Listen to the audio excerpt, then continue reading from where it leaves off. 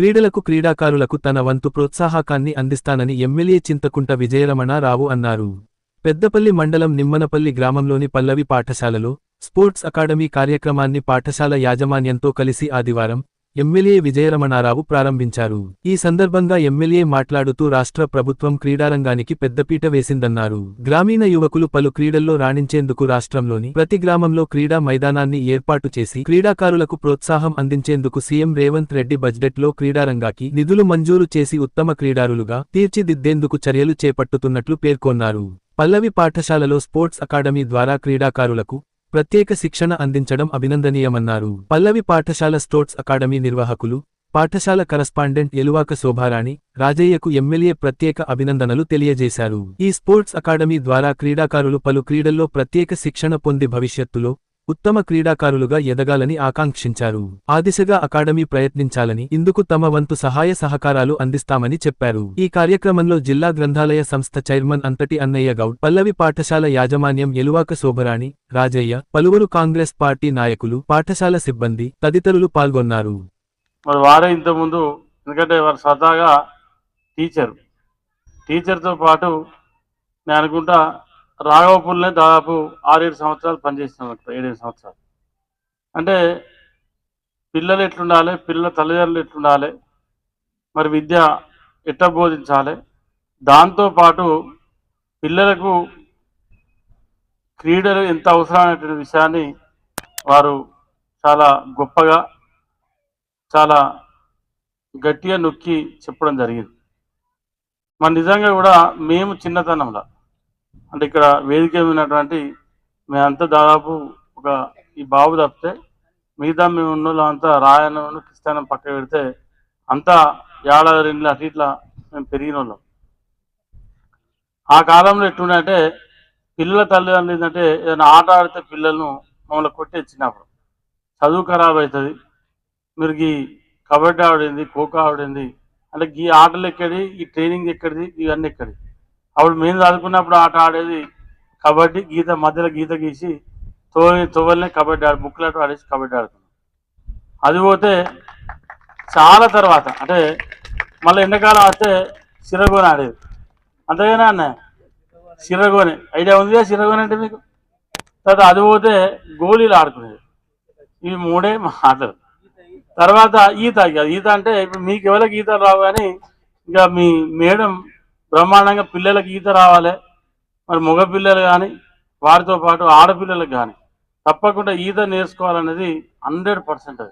అది ఎంత అవసరం అంటే మన జీవితంలో మన చదువు ఎంత ముఖ్యం, ఈత ఎంత ముఖ్యం. ఎందుకంటే మీకు మీరు ఈత కొట్టగలిగితే ఏదన్నా ప్రమాదం వచ్చినప్పుడు మీకు మీరు నిలదొక్కునేటువంటి అవకాశం ఉంటుంది, ఎవరి సహకారం లేకుండా. ఎందుకంటే ఇవాళ 20 years 25 years వచ్చిన తర్వాత కూడా ఈత రానటువంటి పిల్లలు చాలామంది ఉన్నారు. అంటే మళ్ళీ మీకు 30 ఏళ్ళు వచ్చినాక ఈత రాదుగా, ఈ వయసులోనే ఈత నేర్చుకోవడానికి అవకాశం ఉంటుంది.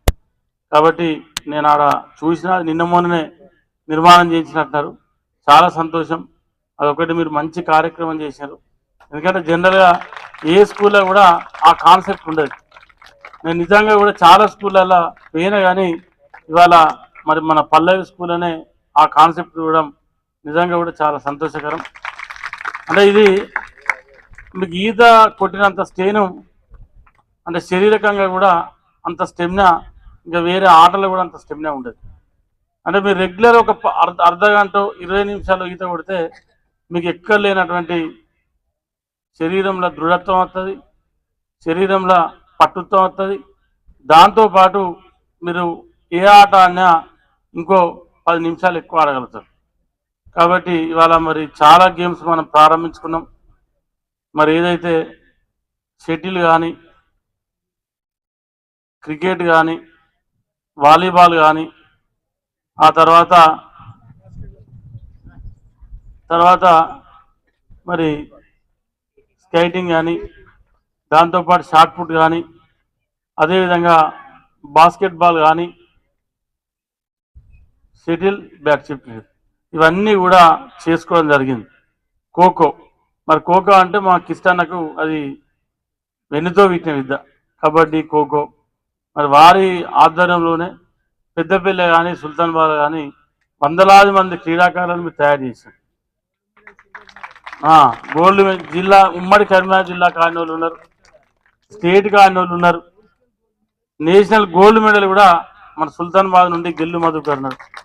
అంటే ఇటువంటి క్రీడాకారులను తయారు చేసినటువంటి మీరు మరి వాళ్ళకు మంచి కాన్సెప్ట్తోని, ఒక మంచి ఆలోచనతోని, అంటే పిల్లలు ఒక మానసికంగా శారీరకంగా దృఢంగా తయారు కావాలన్న ఆలోచనతోని మరి మీ ఈ స్కూల్ కరస్పాండెంట్ మన శోభ గారు మరి ప్రత్యేక శ్రద్ధ తీసుకొని ఇది తయారు చేయడం అనేది కూడా గొప్ప విషయం.